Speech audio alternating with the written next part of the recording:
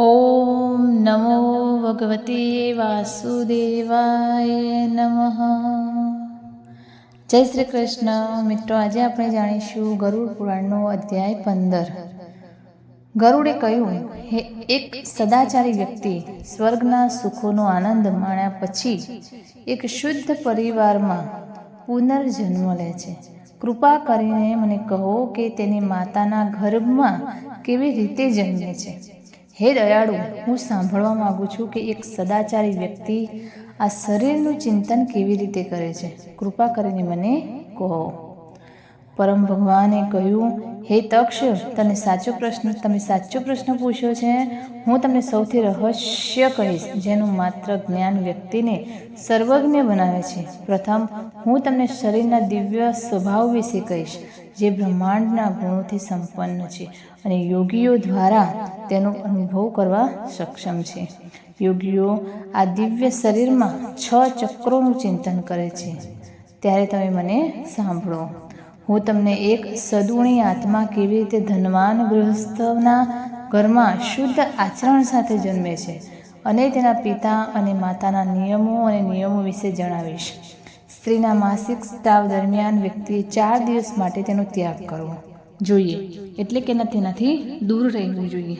તે સમય દરમિયાન વ્યક્તિએ તેના ચહેરા તરફ ના જોવું જોઈએ, કારણ કે તે સમય દરમિયાન તેના શરીરમાં પાપ રહે છે. ચોથા દિવસે પોતાના કપડાથી સ્નાન કર્યા પછી સ્ત્રી શુદ્ધ બને છે અને 1 અઠવાડિયા પછી જો પૂર્વજો અને દેવતાઓની પૂજા, પ્રાર્થના અને ઉપવાસ કરવા માટે લાયક બને છે. અઠવાડિયાના મધ્યમાં ગર્ભ ધારણ કરવાથી અશુદ્ધ વૃત્તિઓવાળા બાળકનો જન્મ થાય છે. માસિક સ્ત્રાવના 8મા દિવસે ગર્ભ ધારણ કરવાથી સામાન્ય રીતે પુત્રનો જન્મ થાય છે. માસિક સ્ત્રાવ પછી બેકી રાત્રે ગર્ભ ધારણ કરવાથી પુત્રનો જન્મ થાય છે અને બેકી રાત્રે ગર્ભ ધારણ કરવાથી પુત્રીનો જન્મ થાય છે. તેથી પહેલાની રાત 7 રાતોને બાદ કરતાં ફક્ત બેકી રાત્રે જ સંભોગ કરવો જોઈએ. માસિક સ્ત્રાવની શરૂઆતથી 16 રાત સુધી સ્ત્રીનો માસિક સ્ત્રાવ રહેલો માનવામાં આવે છે. 14મી રાત્રે ગર્ભ ધારણ કરવાથી સદુણી, ભાગ્યશાળી અને ધાર્મિક પુત્રનો જન્મ થાય છે. કુદરતી માણસો એટલે કે સામાન્ય માનવીઓને તે રાત્રે ગર્ભ ધારણ કરવાની તક મળતી નથી. 5મા દિવસે સ્ત્રીએ મીઠો ખોરાક ખાવો જોઈએ. તેને કડવો, ખારો, મસાલેદાર અને ગરમ ખોરાક ટાળવો જોઈએ. આનાથી ગર્ભાશય એક ઔષધીય પાત્ર બને છે અને તેમાં રોપાયેલ બીજ અમૃતની જેમ સુરક્ષિત રહે છે. જે પતિ તે ઔષધીય ક્ષેત્રમાં બીજ એટલે કે ગર્ભદાન વાવે છે તેને સારા પરિણામો મળશે.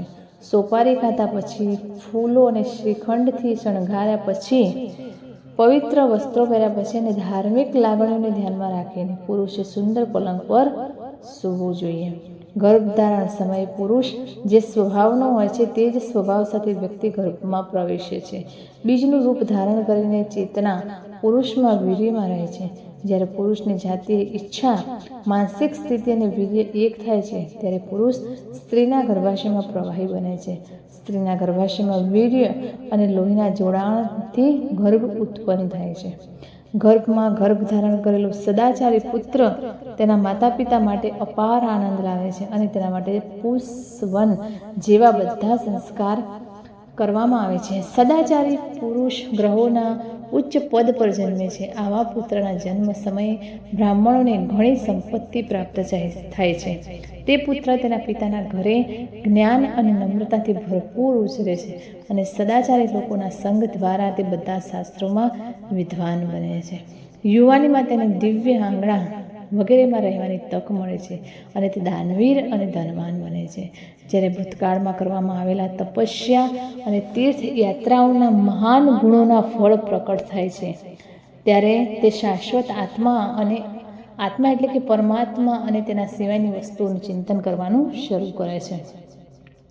જેના કારણે તેને ખ્યાલ આવે છે કે સંસારી માણસ બ્રહ્માથી વસ્તુની વાસ્તવિકતા એટલે કે અજ્ઞાની વિશ્વ ઘટનાની વસ્તુમાં એટલે કે સચ્ચિદાનંદ બ્રહ્મમાં દોરડામાં સાપના આરોપને જેમ જ ઉપર લાદે છે. પછી અપવાદ એટલે કે ખોટા જ્ઞાન અથવા ભ્રમિત જ્ઞાનના નિરાકરણ દ્વારા દોરડામાં સાપના ગેરસમજના નિરાકરણ દ્વારા દોરડાની વાસ્તવિકતા જ્ઞાની જેમ જ્યારે બ્રહ્મના સ્વરૂપમાં સાચા પદાર્થમાં અજ્ઞાની વિશ્વ ઘટનાની ખોટી ધારણા દૂર થાય છે અને બ્રહ્મના સ્વરૂપમાં સાચા પદાર્થને દૂર કરવામાં આવે છે. બ્રહ્મનું યોગ્ય જ્ઞાન મેળવ્યા પછી તે એ જ સચ્ચિદાનંદ બ્રહ્મ વિશે વિચારવાનું શરૂ કરે છે. આ બ્રહ્મના શુદ્ધ સ્વરૂપની યોગ્ય સમજ મેળવવા માટે તે વાસ્તવિક અથવા અવાસ્તવિક સંસારી પદાર્થોથી અલગ અથવા જોડાયેલ છે. હું તમને પૃથ્વી અને અન્ય અનાત્મક વર્ગ એટલે કે પંચભૂતો વગેરેના ગુણો કહું છું જે તેની સાથે અલગ અથવા જોડાયેલા હોય છે. પૃથ્વી, પાણી, અગ્નિ, વાયુ અને આકાશ આ 5 ભૌતિક તત્વો છે. ભૌતિક તત્વો કહેવાય છે. આ શરીર આ 5 તત્વોથી બનેલું છે, તેથી તેને પંચભૂતિક કહેવામાં આવે છે.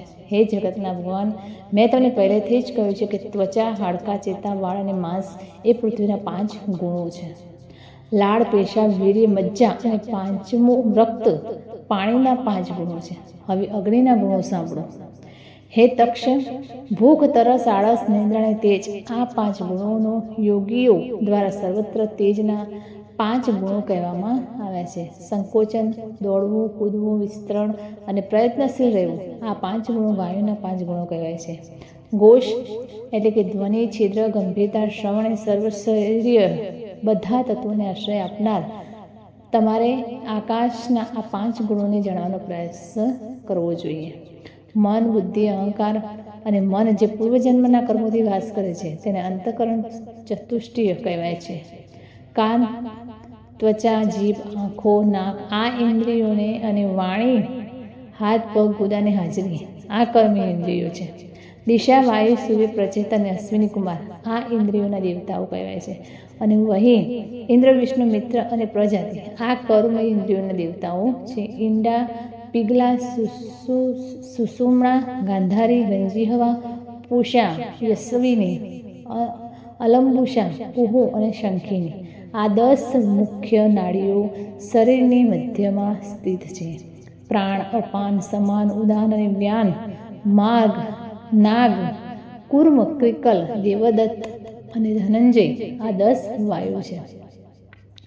હૃદયમાં પ્રાણ વાયુ, ગુદામાં અપાન વાયુ, નાભીમાં સમાન વાયુ, ગળામાં ઉદન વાયુ અને સમગ્ર શરીરમાં વ્યાણ વાયુ હાજર છે. નાગવાયુ દ્વારા ઉત્સર્જન એટલે કે ઓળકાર કે ઉલટી થાય છે, જેના દ્વારા મળમૂત્ર ઉત્પન્ન થાય છે તેને કુર્મ વાયુ કહેવામાં આવે છે. ક્રિકલ નામની હવા ભૂખને ઉત્તેજિત કરે છે. દેવદત્ત નામની હવા બગાસું લાવે છે. સર્વવ્યાપી ધનંજય વાયુ મૃત્યુ પછી પણ મૃત શરીરને છોડતો નથી. ઘાસના રૂપમાં ખાવામાં આવેલો ખોરાક બધા જીવોના શરીરને પોષણ આપે છે. તો પૌષ્ટિક ખોરાકનું સાર વ્યાન, સામના વાયન શરીરના તમામ જ્ઞાન તંતુઓ સુધી પહોંચાડવામાં આવે છે. ખાવામાં આવેલા ખોરાકને 2 ભાગમાં વહેંચે છે. ગુદામાં પ્રવેશ કરીને ખોરાક અને પાણીને યોગ્ય રીતે અલગ કરીને પાણીને અગ્નિ ઉપર અને ખોરાકને પાણી ઉપર રાખીને પ્રાણવાયુ આપમેળે અગ્નિની નીચે સ્થિર થાય છે અને ધીમે ધીમે અગ્નિ પર ફૂંકાય છે. ફૂંકવા પર અગ્નિ ગંદકી એટલે કે મળ અને રસનો અલગ કરે છે. પછી વ્યાન વાયુ આ રસને આખા શરીરમાં વહેંચે છે. શરીરની અલગ થયેલ ગંદકી કાન અને નાસિકાઓ જેવા 12 છિદ્રો દ્વારા બહાર નીકળે છે. કાન, આંખો, નાસિકાઓ, જીભ, નખ, ગુદા, ગુપ્તાંગ, નસો અને સમગ્ર શરીરમાં છિદ્રો અને વાળ આ 12 ગંદકીનું નિવાસસ્થાન છે. જેમ સૂર્યમાંથી પ્રકાશ પ્રાપ્ત કર્યા પછી જીવો પોતપોતાના કાર્યમાં વ્યસ્ત રહે છે, તેવી જ રીતે આ બધા પવનો ચેતનામાંથી શક્તિ પ્રાપ્ત કર્યા પછી પોતપોતાના કાર્યોમાં વ્યસ્ત રહે છે. ઓ પક્ષી, હવે માનવ શરીરના 2 સ્વરૂપો વિશે સાંભળો. એક વ્યવહારુ અને બીજું આધ્યાત્મિક. ઓ વિનતાના પુત્ર, વ્યવહારુ શરીરને સામાન્ય રીતે 35 મિલિયન વાળા, 700,000 વાળ, 20 નખ અને 32 દાંતવાળા તરીકે વર્ણવવામાં આવે છે. આ શરીરમાં 1000 મલ માંસ, 100 પલ લોહી, 10 પલ ચરબી, 700,000 પલ ચામડી, 1200 પલ મજ્જા અને 3 પલમાં રક્ત હોય છે. પુરુષના શરીરમાં 2 કુરિયા વીર્ય હોય છે અને સ્ત્રીના શરીરમાં 1 કુદ્રા રક્ત હોય છે. આખા શરીરમાં 360 હાડકાં હોવાનું કહેવાય છે.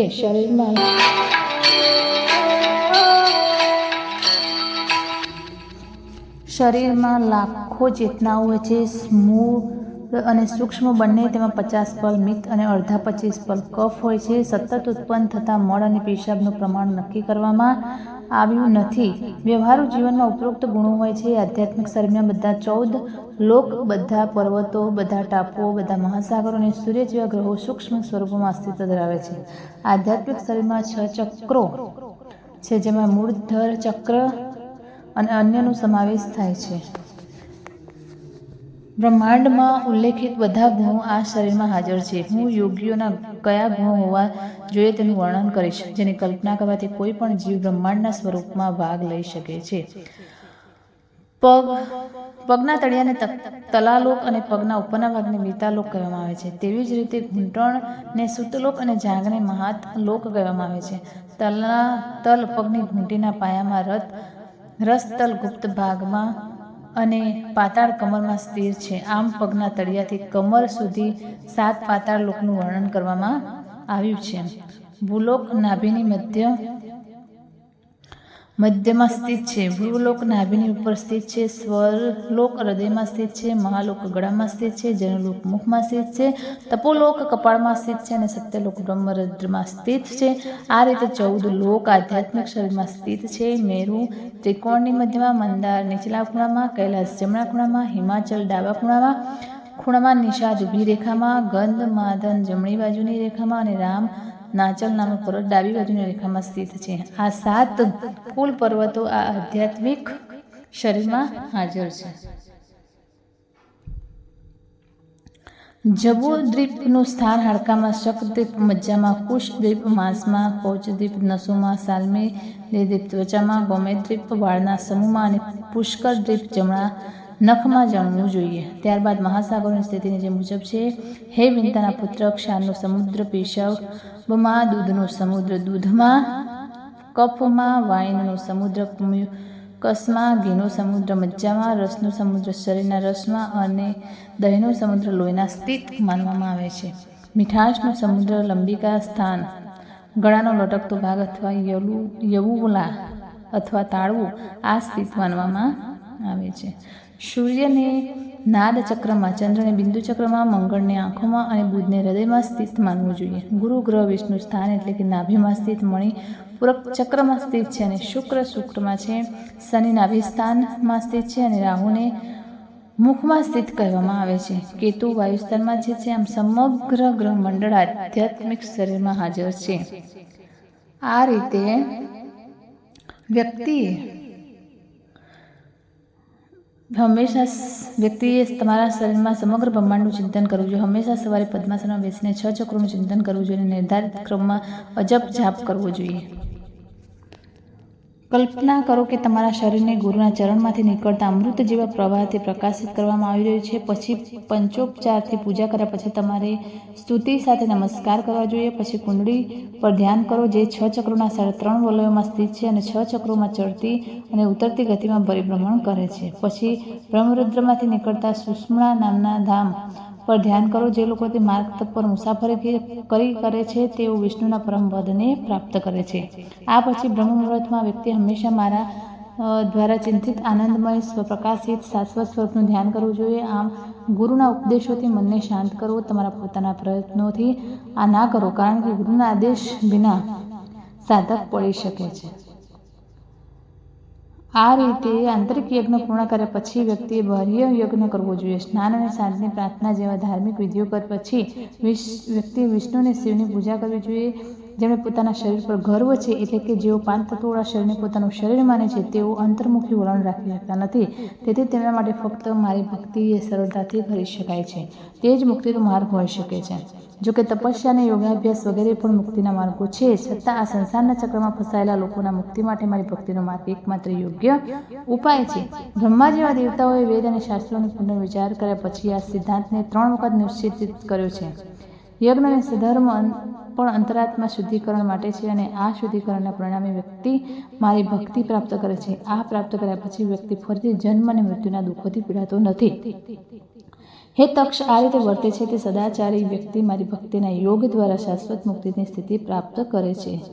આમ ગરુડ પુરાણના સારાંશમાં સકૃતિ જન્મચરણની રૂપણ નામનો 15મો અધ્યાય પૂર્ણ થાય છે.